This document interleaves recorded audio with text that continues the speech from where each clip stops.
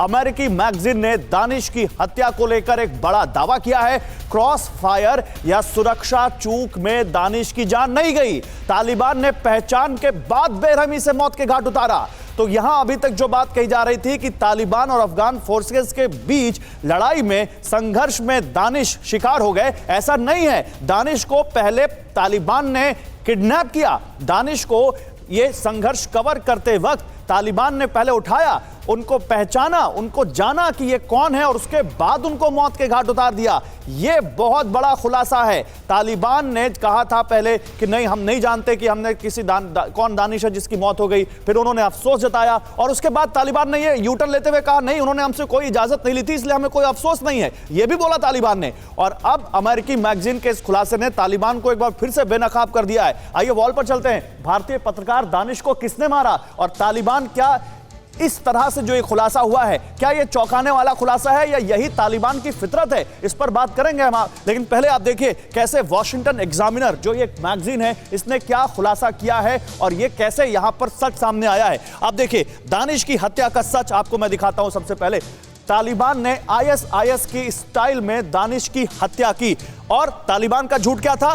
दुश्मन के टैंक में सवार थे, अपनी मौत के लिए खुद जिम्मेदार। लेकिन अपनी मौत के लिए खुद जिम्मेदार शख्स को किडनैप करके तालिबान ने मारा, यह बात सामने आ रही है जो तालिबान कह रहा है। नागरिकता जानने के बाद बर्बरता से की हत्या, यह खुलासा है वॉशिंगटन एग्जामिनर का। और तालिबान ने क्या कहा था? दानिश की मौत किसकी गोली से हुई पता नहीं चल पाया। अरे किडनैप किया गया, उसको मारा गया, यह खुलासा कर रहा है वॉशिंगटन एग्जामिनर। अब देखिए, धारदार हथियार से जख्मी कर मस्जिद पर ले जाया गया दानिश को। और तालिबान ने कहा था युद्ध क्षेत्र में आने से पहले कोई इजाजत नहीं ली थी। तो तालिबान से इजाजत किस बात की? तालिबान कोई सरकार चला रहा है वहां पर, तालिबान के पास कोई अथॉरिटी है? अब देखिए, भारतीय समझकर जानबूझकर मारा गया, यह कहा है वॉशिंगटन एग्जामिनर ने। और तालिबान ने क्या झूठ बोला? कवरेज के लिए पहले तालिबान से इजाजत लेनी चाहिए थी। अब सवाल यह है कि क्या वाकई अब भारतीय लोगों को वहां पर संभल जाना चाहिए? सिर पर हमला, फिर गोलियों से छलनी किया, यह वॉशिंगटन एग्जामिनर कह रहा है। और दानिश के शव के साथ कोई बर्बरता नहीं की, यह तालिबान कह रहा है। आइए चलते हैं अपने एक्सपर्ट्स के पास। जनरल शंकर प्रसाद, मैं आपके पास आता हूं, लेकिन पहले मैं रोहित के पास जाना चाहूंगा। रोहित, वॉशिंगटन एग्जामिनर का यह खुलासा क्या चौंकाने वाला खुलासा है या यह वाकई तालिबान की फितरत है जो एक बार फिर सामने आई है? देखिए, बहुत इंपॉर्टेंट न्यूज है। और माइकल रूबिन जिन्होंने स्टोरी ब्रेक किया, उन्होंने कहा है कि उन्होंने भारतीय सोर्सेस के थ्रू ये कंफर्म किया है कि इस तरह की चीज हुई।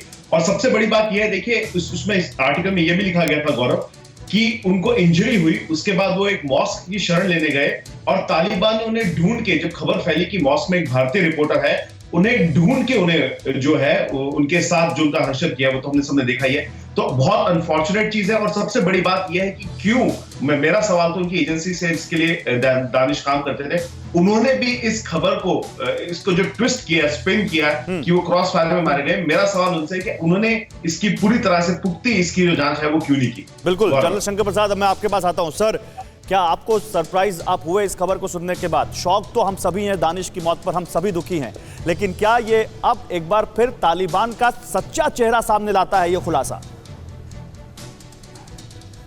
जी बिल्कुल ठीक है। देखिए, इसको समझना चाहिए कि टेररिज्म क्या होता है, टेररिस्ट कौन होता है, टेररिस्ट का मतलब क्या है। टेररिस्ट का मतलब यह है कि लोगों में खौफ पैदा करना, लोगों को डराना।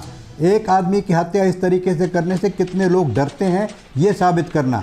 आपके पास कई एक वीडियो होंगे, मैंने कई एक वीडियोस देखे हैं अफ़गानिस्तान से, जहाँ के वो लोगों को पकड़ के, लड़कियों को पकड़ के पेटियों से मार रहे हैं, लोगों को पकड़ के उनका गर्दन छुरी से हलाल कर रहे हैं, उनका हाथ काट कर उनको गर्म पानी डाल रहे हैं। ये पब्लिक को इकट्ठा करके ये कार्यक्रम करते हैं, जिससे कि पब्लिक बहुत घबरा जाए, खौफ में आ जाए, उनकी बड़ी उससे एक साइकोलॉजिकल इफेक्ट पड़ता है। तो दानिश की उन्होंने जो मारा है, हो सकता है, मैं इस खबर में ये तो नहीं जानता कि सच क्या है झूठ क्या, ना आप जानते हैं ना कोई जानता है, लेकिन यहाँ ये बहुत पॉसिबल है कि उन्होंने उसको टॉर्चर करके मारा होगा, पब्लिक के सामने मारा होगा, 10-12 आदमियों को दिखाकर मारा होगा कि किस तरीके से हम लोगों को ट्रीट करते हैं। हमारे से इजाजत लेकर आप काम करेंगे तो आप सही हैं। नहीं, आप जो बात कर रहे हैं आप बड़ी बात कर रहे हैं। काश्वर, मैं आपके पास आता हूं, पाकिस्तान का इस पर स्टैंड जानूंगा, लेकिन इससे पहले मैं एक बार, अच्छा काश्वर, पाकिस्तान का क्या स्टैंड रहा दानिश की मौत पर और क्या तालिबान को कटघरे में खड़ा करता है पाकिस्तान?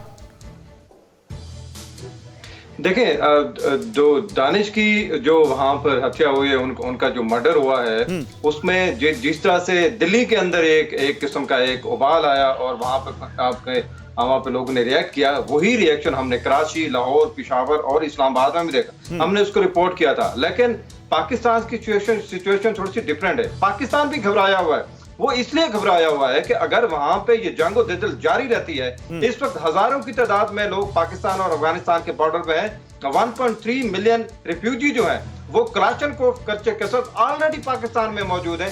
पाकिस्तान में कत्ल, गारत और उसके बाद हॉलीवुड स्टाइल की जो ये किडनैपिंग और उसके बाद मर्डर हुए, तो अफगान रिफ्यूजीज के बाद हुए। पाकिस्तान के लिए सबसे बड़ा इस वक्त जो खतरा है, जो कि मैं यहाँ पे ऑफिशियल के साथ ये आपका असेसमेंट हो सकता है, लेकिन कर्नल आरएसएन सिंह, क्या आपका असेसमेंट ये जो डर काश्वर की रिपोर्टिंग में दिख रहा है, जो बता रहे हैं कि किस तरह से वहां पे देखने को मिल रहा है, क्या पाकिस्तान सरकार या आर्मी के स्टेटमेंट में वो दिखता है, वो अलर्टनेस या वो शंका दिखती है आपको? वहां तो लग रहा है जैसे वो अफगानिस्तान के साथ खड़े हुए। देखिए, बड़ी इंटरेस्टिंग ये क्वेश्चन है और मैं आपका इसका एक उत्तर इस तरह से दे सकता हूँ कि यहाँ पर क्लैश क्या है पाकिस्तान के अंदर में। इट इज ग्लोबल जिहादी वर्सेस मिलिट्री वर्जन ऑफ जिहाद। मिलिट्री वर्जन, पाक मिलिट्री ऑफ वर्जन ऑफ जिहाद इस समय बिल्कुल इंडिया स्पेसिफिक है, समझे कि नहीं।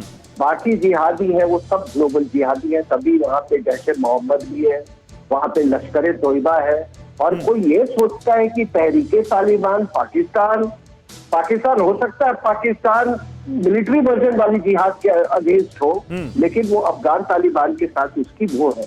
तो जहां तक ये जिहाद का सवाल है, ये सारे ऑर्गेनाइजेशन, ये सारे के सारे ग्लोबल जिहादी ऑर्गेनाइजेशन है। इनमें अल कायदा, यूएन सिक्योरिटी काउंसिल का वो है भाई कि उन्होंने कहा था कि ये जो तहरीके तालिबान पाकिस्तान है, अल कायदा का ये लश्कर ए तोयबा अल कायदा का एक विंग है। आप उठा के देख लीजिए। और जहां तक दानिश सिद्दीकी का, तो वो लोग रोना ना रोए। जो उम्मा की बात करते हैं ना, उनको मारने वाले में इधर से भी वो मुसलमानी गोली चला रहे थे, उधर से भी मुसलमान गोली चला रहे थे।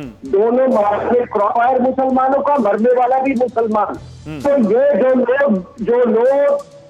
ये जो पाकिस्तान परस्त है या उम्मा परस्त है या कैलिफेट परस्त है या शरीयत परस्त है, उनको रोने का कोई रोने का अधिकार नहीं है। नहीं, वो जो लोग हैं जिनकी तरफ आप इशारा कर रहे हैं, उनके बारे में तो सब जानते हैं। फिक्र आपकी, सोमवार से शुक्रवार रात 9 बजे सिर्फ TV9 भारतवर्ष पर।